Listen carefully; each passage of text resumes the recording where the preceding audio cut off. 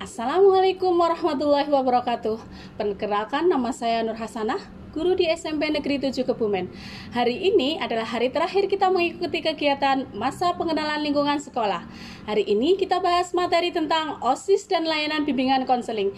Tentunya anak-anakku kelas 7 masih asing dengan apa itu OSIS dan layanan bimbingan konseling. Mari kita bahas tentang apa itu OSIS dan layanan bimbingan konseling. Ya. Kali ini kita bahas tentang apa itu OSIS. Kita bahas tentang pengertian OSIS. Secara sistematis, OSIS adalah organisasi intrasekolah. Masing-masing kata mempunyai pengertian. Organisasi adalah kelompok kerjasama antara pribadi yang diadakan untuk mencapai tujuan bersama. Siswa adalah peserta didik pada suatu pendidikan dasar dan menengah. Intra berarti terletak di dalam dan di antara. Sekolah adalah satuan pendidikan. Secara organis, OSIS adalah satu-satunya organisasi siswa yang sah di sekolah. Oleh karena itu, setiap sekolah wajib membentuk OSIS yang tidak menjadi bagian atau alat dari organisasi lain yang ada di luar sekolah.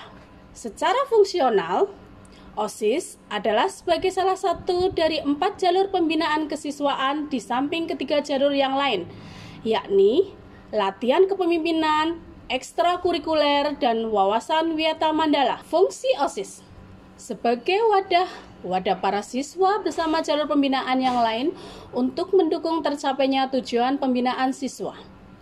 Yang kedua, fungsi OSIS adalah sebagai motivator perangsang yang menyebabkan lahirnya keinginan dan semangat. Fungsi yang ketiga yaitu sebagai preventif. Secara preventif, OSIS ikut mengamankan sekolah dari segala ancaman dari dalam maupun luar sekolah. Susunan pembina OSIS SMP Negeri 7 Kebumen masa bakti 2021-2022. Penanggung jawab yaitu Ibu Kepala Sekolah Dr. Anda Siti Makmuroh. Koordinator Waka Kesiswaan Bapak Ngabdan SPD. Pembina OSIS atau kesiswaan 1 yaitu Bapak Agung Haryadi MPD. Pembina OSIS 2 atau kesiswaan 2 yaitu Ibu Eni Latifah SPD. Pembina OSIS yang ketiga yaitu kesiswaan 3 atau Nur Hasanah SPSI. Sedangkan pembina di seksi bidang yang pertama keimanan dan ketakwaan kepada Tuhan Yang Maha Esa yaitu Bapak Saifuddin Syuhri. Bidang budi pekerti luhur Ibu Sapngatun SPD. Bidang pembinaan kepribadian unggul, wawasan, dan bela negara, Bapak Tri Wahyono SPD.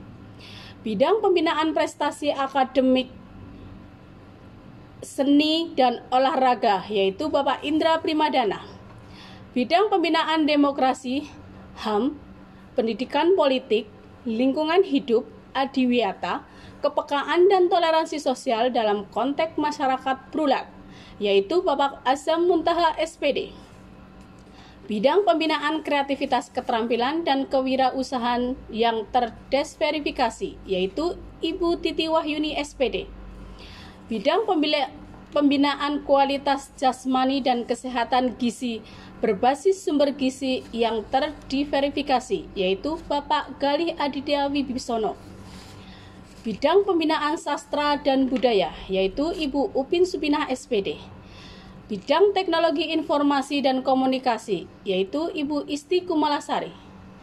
Bidang pembinaan komunikasi bahasa Inggris, yaitu Bapak Kristianto. Adapun prestasi yang diraih di SMP 7 Kebumen dari 3 tahun terakhir, yang pertama yaitu juara 1 MAPSI Pidato, yang waktu itu diikuti oleh Arbangi Khairul Umam, juara 1 tingkat kabupaten tahun 2019. Juara 2 MAPSI Pidato tingkat provinsi tahun 2019 yaitu oleh Arbangi Khairul Umam. Juara 1 silat tingkat kabupaten tahun 2019 oleh Anissa Fitri. Juara 1 futsal tingkat kabupaten 2019 yaitu oleh tim futsal SMP Negeri 7.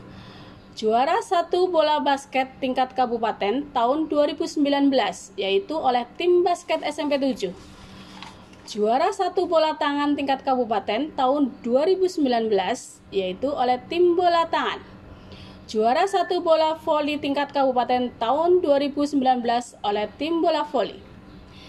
Dan prestasi yang paling membanggakan yaitu SMP Negeri 7 Kebumen sebagai sekolah adiwiyata tingkat provinsi tahun 2020. Kemudian, di tahun 2021 pun memperoleh prestasi antara lain juara 2 atletik lompat jangkit tingkat kabupaten tahun 2021 oleh Lutfi Rosadi, juara 3 voli putri tingkat kabupaten, yang kemudian juara 1 judo tingkat kabupaten oleh Irham Nurrohman. Itulah prestasi yang diraih oleh anak-anak SMP Negeri 7 Kebumen. Oke, kali ini kita bahas tentang layanan bimbingan konseling. Apa yang kamu ketahui tentang BK atau biasa disebut layanan konseling? Ya, semuanya jawabannya betul. BK bukanlah suatu mata pelajaran dan BK bukan muatan lokal ataupun BK bukan ekstrakurikuler. Lalu, apakah itu BK atau bimbingan konseling? BK atau bimbingan konseling adalah pelayanan bantuan kepada peserta didik secara perorangan maupun kelompok agar mampu mandiri dan berkembang secara optimal. Mengapa kita harus datang ke ruang BK? Yang pertama alasannya adalah guru BK senantiasa menghargai apapun itu keluhanmu. Yang kedua, guru BK selalu menerima apapun itu keluhanmu. Yang ketiga, guru BK selalu peduli dengan setiap masalahmu. Dan guru BK bisa dipercaya menjaga rahasia-rahasiamu. Dan yang terakhir, guru BK itu menjadi sahabat yang baik untukmu. BK itu bukan polisi sekolah, maka datanglah ke ruang BK. Adapun layanan bidang BK, yang pertama adalah bidang pribadi, yang kedua belajar, yang ketiga sosial, dan yang terakhir adalah bidang karir. Ya, apa itu bidang pribadi? Yaitu kita melayani kalian untuk masalah-masalah pribadi, masalah belajar seperti kesulitan belajar, masalah sosial seperti pertemanan, dan karir seperti pemilihan sekolah lanjutan setelah SMP. Apa saja yang ada di layanan BK? Yang pertama ada layanan informasi, yaitu menginformasi tentang sekolah lanjutan, informasi tentang masalah belajar, ya. Kemudian konsultasi, bisa konsultasi masalah apa saja.